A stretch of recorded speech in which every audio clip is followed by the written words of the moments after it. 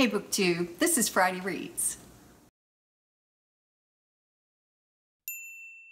I'm Jen and I talk about audiobooks, and I have 4 to tell you about this week. Kind of a combination of romance and a little bit of sci-fi. So I'll start off with The Theory of Second Best, which is book 2 in the Cake series by Jay Bengtsson. This is narrated by 2 of my favorite romance narrators, Arndt and Zachary. So the narration right there, I mean, I rave about these 2 narrators all the time, and for good reason. They're just so entertaining. They bring the story to life so well, and I always enjoy them. I'm never disappointed in the way that they interpret the language, the emotion, the phrasing, all of the stuff. I always like the way they do it. So yeah, the narration was spectacular. The book took me a little while to get into. It is a story that follows the brother of the main character from the first book. He kind of acts as a bodyguard for him and his brother's rock and roll entourage. But he decides that he's going to go on a show called Marooned, but it's actually Survivor. So it's, the group of people that go to the island. I mean, it is exactly Survivor. So the other main character is a girl who comes from a small town in Northern California, and she just wants to get out because her mother died while giving birth to her triplet siblings. And so she just wants to get away from having to be the mom. She had to be a mom when she was 8 years old. So she goes on the show and she meets this brother of the rock star. And of course, things go from there.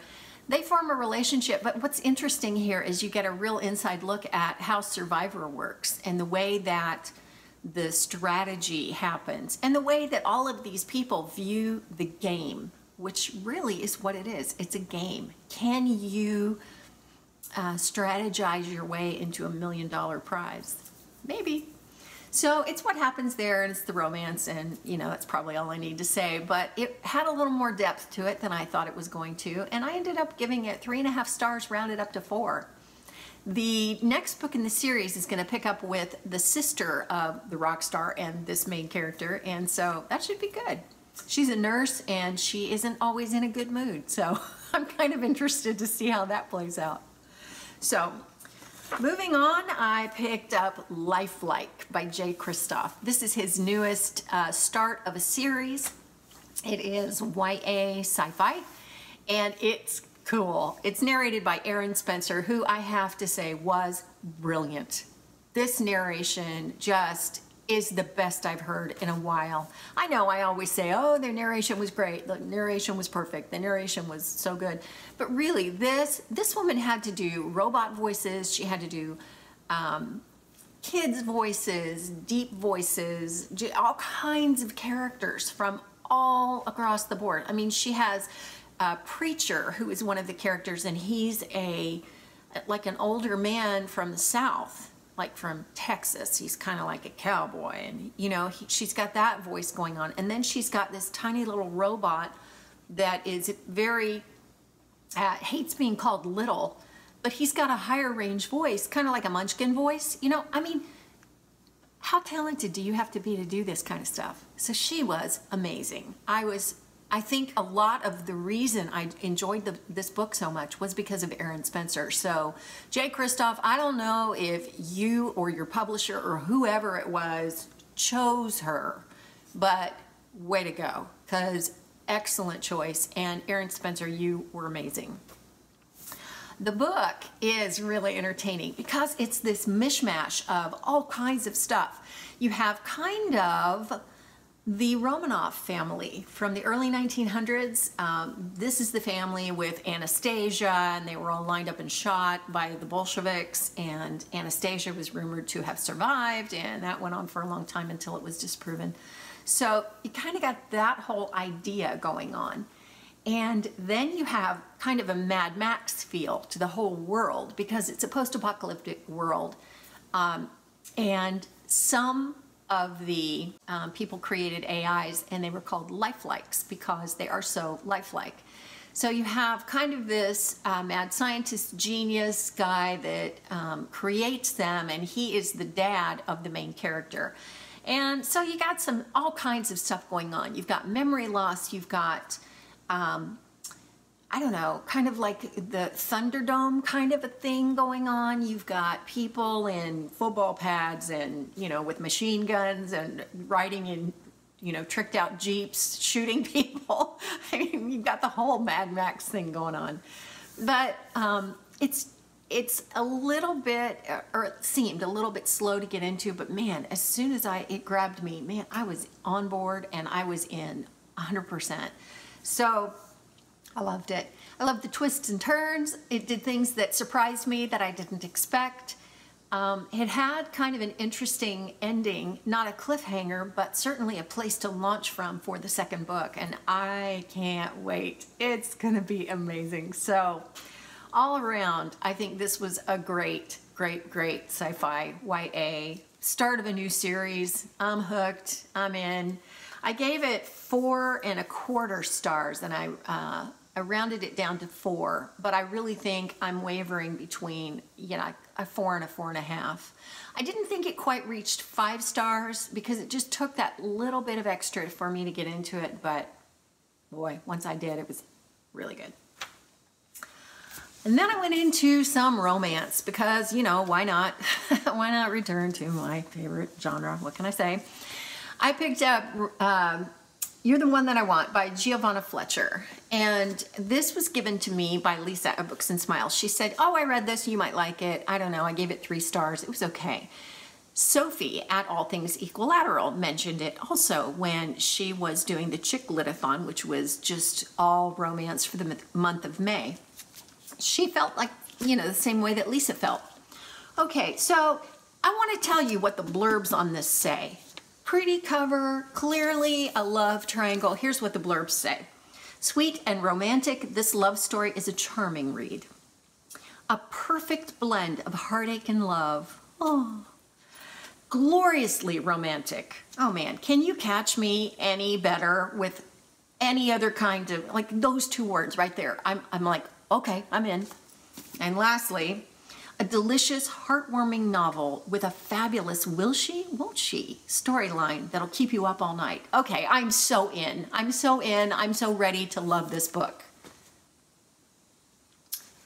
1 star. That would be a half star rounded up. Oh my gosh. If you ever want to do a love triangle, don't do it like this. This book was such a disappointment. I kept waiting to love it. It's set in the UK. It starts out with a prologue that is kind of the end of the book. It's kind of current day. Here's what's happening.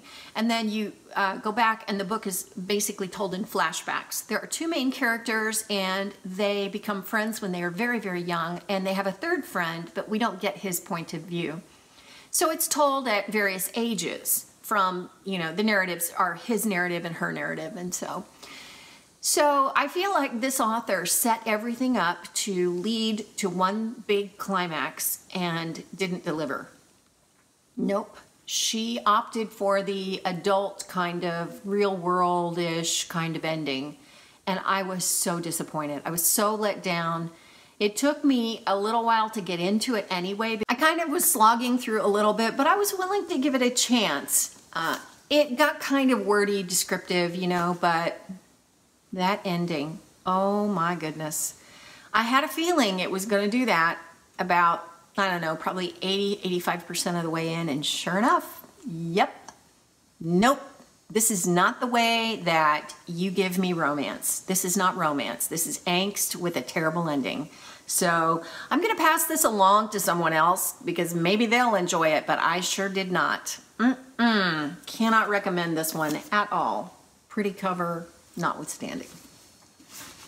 And then the last book I read was Rainy Day Friends, which is Wildstone Book 2 by Jill Shalvis, narrated by Karen White. Karen White does all of Jill Shalvis's books these days, and she is a great narrator, perfect for Jill Shalvis's books. She just interprets it all so well. And the thing about Karen White and Jill Shalvis books is that they're so full of so much humor. And Karen White can rattle that off just like nobody's business. And I just find myself laughing my head off so much of the time. I get completely lost in the book. Karen White is just so perfect for Jill Shalvis's books. So this is book 2 in this series, but it's really not connected at all to the first book in the series. And it is Jill Shalvis's kind of foray basically into more of a women's fiction kind of bent rather than kind of the adult series romance that she's so good at. And the thing I loved about this was that she kind of returned to her roots. It was funny, it had rich characters, it was a great story. The premise is the main character is a woman who is recently widowed, but as soon as her husband dies, she finds out he had as many as 4 other wives. So she's like, well, you know, he died, but had he lived, I would have killed him if she had found this out. So, I mean, right there, what a premise. What a huge, wonderful thing to build on. And so many authors are, you know, so fond of taking a premise like that and then they build on it and it's a huge mess or a disappointment, and not so in this case. I was so pleased. I ended up giving this 4.5 stars. I did round it down to 4, but you know, I easily could have gone up to 5. I think the reason I didn't give it 5, I think, was because I had just finished the Giovanna Fletcher book and I knew that I probably was going to like this so much better by comparison.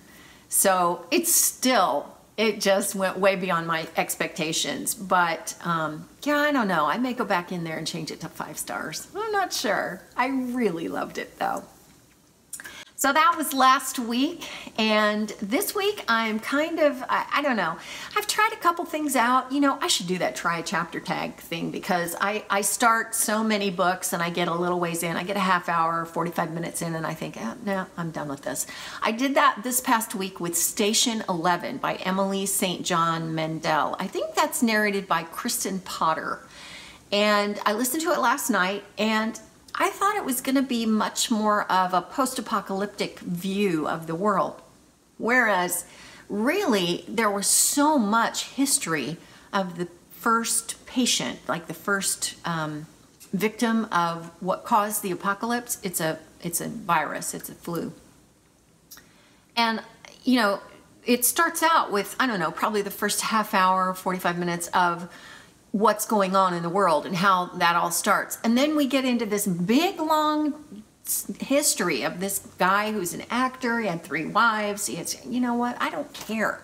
I want to get on with how people are surviving, because survival stories are what appeal to me.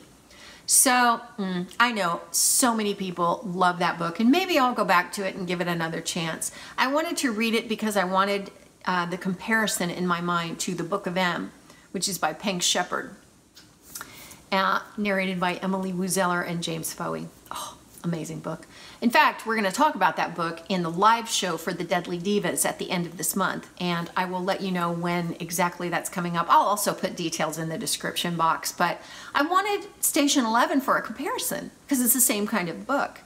But no, I just, I set it aside last night. I thought, this isn't working right now. So I thought about picking up another romance, and I just wasn't in the mood. So the other day I found this at Dollar Tree. This is A Matter of Days by Amber Kizer. It's narrated on audio by somebody that I was not going to forget her name. Alex McKenna. That's who it is.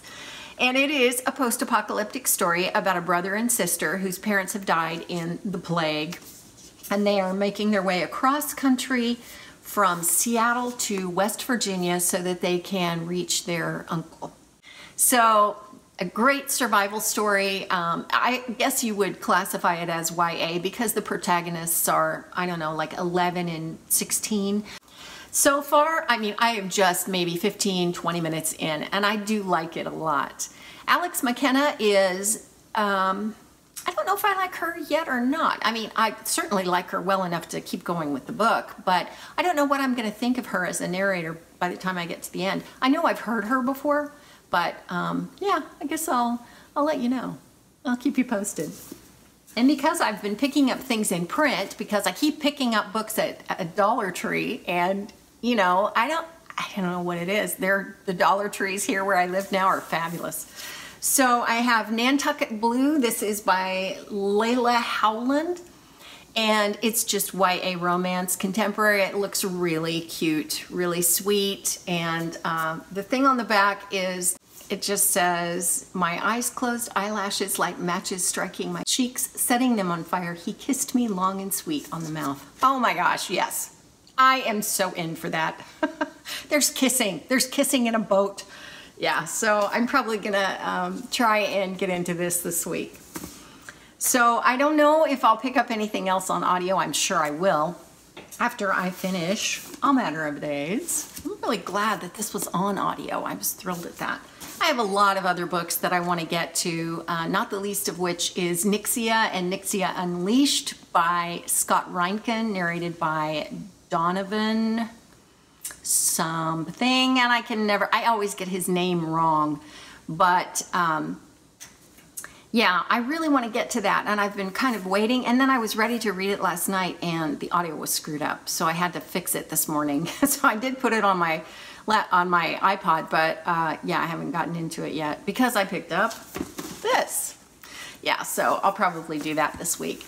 Well, as always, if you've read any of the books I read and had any different kind of opinion, especially about this one, let me know. I would love to hear your thoughts, and I would love to chat with you in comments.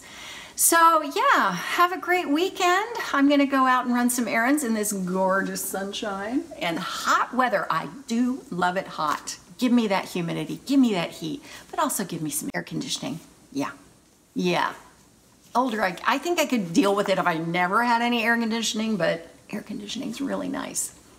So have a great weekend, and that's it for now from me, and I will see you next time. Thanks for watching.